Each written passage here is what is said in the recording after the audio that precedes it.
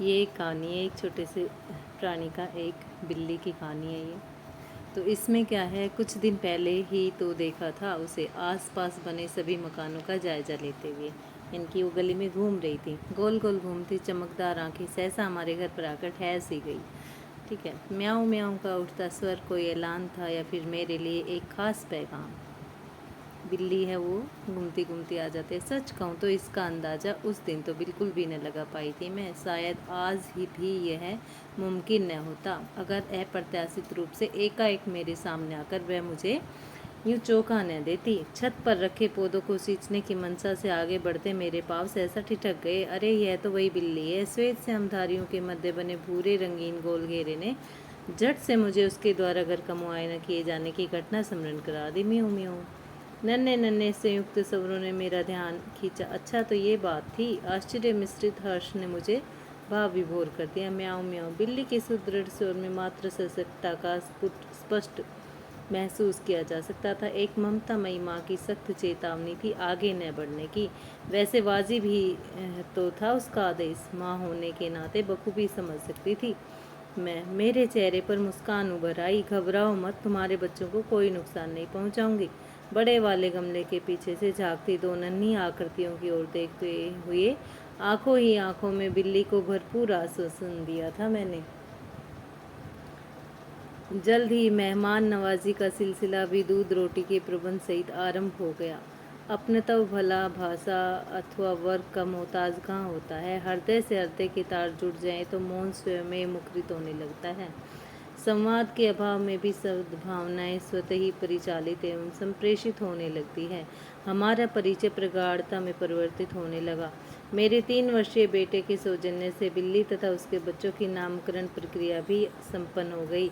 उसके 3 साल के बच्चे ने उनका नाम निकाले। बिल्ली अब मानव बन गई और बच्चों को शारीरिक सौष्ठव एवं प्रवृत्ति के अनुरूप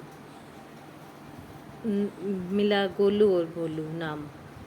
गोलू एकदम तेज तर्रार और फुर्तीला, बिल्कुल अपनी माँ की माफिक। वहीं भोलू एकदम उसके विपरीत सुस्त और ढीला ढाला, सिवाय उन पलों के जो मेरे नन्हे अभिनव के द्वारा रबर की गेंद लुढ़काने में बीतते। वो दुर्भाग्यपूर्ण दिन शायद न ही आता यदि उस दिन अचानक मुझे काम से बाहर न जाना पड़ता। वापिस आई तो अनहोनी नन्हे भोलू को अपनी चपेट में ले चुकी थी। शायद कोई क्रूर बिलाव बनकर आई होगी या फिर अंदाजा लगाना अब व्यर्थ जान पड़ा।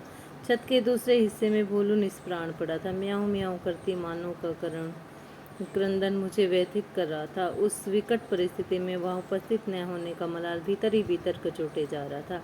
सफाईकर्ता के सहयोग से भोलू की निर्जीव देह को दफनाने का इंतजाम किया गया। इस दुखद घटना का सब पर गहरा प्रभाव पड़ा, मानो अब पहले से कहीं अधिक सतर्क हो गई थी। गोलू को एक पल के लिए भी आंख से ओझल न होने दे रही थी।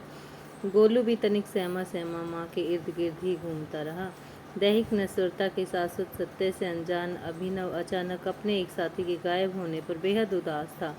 अपने प्रिय भोलू के एकाएक अनुपस्थिति होने का कारण जानने संबंधी उसकी उत्सुकता मुझ पर भारी पड़ती प्रतीत हुई।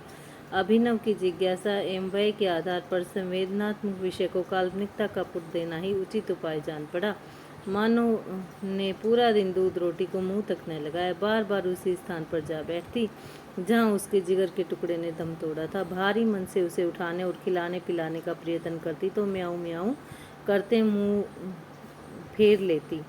शायद अब भी मेरा प्रयास नाकाम सिद्ध हो जाता अगर नन्हा अभिनव मानो को दूध पिलाने की जिद पर अडिग न रहता। मानो बिल्ली, प्लीज पी लो न दूध, मम्मा कहती है भोलू के पापा जल्दी उसे ननिहाल से वापस ले आएंगे। चलो पियो, अच्छे बच्चे कहना मानते हैं। बड़े दुलार से मानो के सिर को सहलाते हुए उसने मेरे द्वारा अक्सर कही जाने वाली बातें अक्षरश दोहरा दी।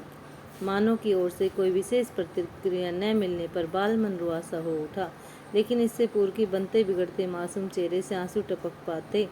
एकाएक जैसे कोई चमत्कार हो गया। हल्का सा स्वर निकालकर स्वीकृति की मुद्रा में दुम हिलाती मानो चुपचाप दूध पीने लगी। हो मारे खुशी के तालियां पीटते नन्हे अभिनव के उल्लासित स्वर में गोलू की उछल कूद भी शामिल हो गई। क्या हुआ, जो देह भिन्न है भावनाएं तो वही है। बच्चे को उदास चेहरा न देख पाई, आखिर है तो माँ ही न। मेरी आंखें सजल हो उठे। एक शिशु के स्नेह ने माँ को ही मना लिया।